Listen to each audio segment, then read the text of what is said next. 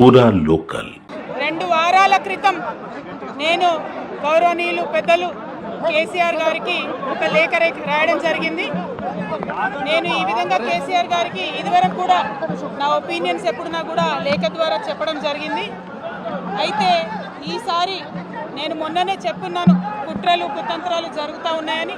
నేను చెప్పిన కొద్ది రోజుల్లోనే మరి నేను అంతర్గతంగా కేసీఆర్ గారికి రాసినటువంటి ఉత్తరం బహిర్గతం కావడం అన్నది, ఇది మరి ఏం జరుగుతుందో అన్నది పార్టీలో ఉన్నటువంటి మనందరం, తెలంగాణ ప్రజలందరూ కూడా ఆలోచించుకోవాల్సినటువంటి విషయం.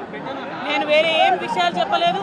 నేను కేవలం పార్టీలో ఉండేటటువంటి అన్ని స్థాయిలో ఉన్నటువంటి నాయకులందరూ అనుకుంటున్నటువంటి విషయాలు. దాదాపు సగం తెలంగాణ నేను ఈ సందర్భంగా ఈ మధ్యలో టూర్ చేసినటువంటి సందర్భంలో తెలంగాణ ప్రజలు అనుకుంటున్నటువంటి విషయాలను మాత్రమే నేను పెద్ద ఎత్తున చెప్పడం జరిగింది తప్పితే నా పర్సనల్ ఎజెండా ఏమీ లేదు. నాకు వ్యక్తిగతంగా ఎవరి మీద ద్వేషం లేదు, ఎవరి మీద ప్రేమ లేదు. కానీ నేను రాసినటువంటి లేఖ చాలా అంతర్గతంగా పార్టీలో మా నాయకుడికి రాసినటువంటిది. అటువంటిది బహిర్గతమైందంటే మరి దాని వెనుక ఉన్నది ఎవరన్నటువంటిది ఆలోచించుకోవాల్సినటువంటి సందర్భం.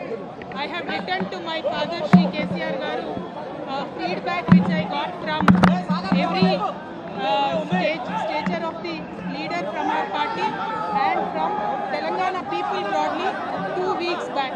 I've always written to my father at various stages. Whenever I needed to give him any feedback, I've always written to him. But this time it got out. I believe it is the handiwork of some of the cowards in the party, and the party should decide how to deal with them. I have not written anything negative against KCR garu or the party. To strengthen the party and to work for the people of Telangana. Feedback mechanism is necessary, and that is what I have done.